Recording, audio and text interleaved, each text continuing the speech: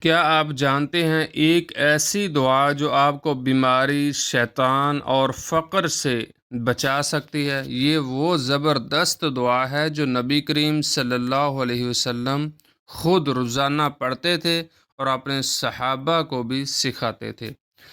اللہم عافنی فی بدنی، اللہم عافنی فی سمعی، اللہم عافنی فی بصری، اللہ لا الہ الا انت، اللہم انی اعوذ بک من الکفر والفقر واعوذ بک من عذاب القبر۔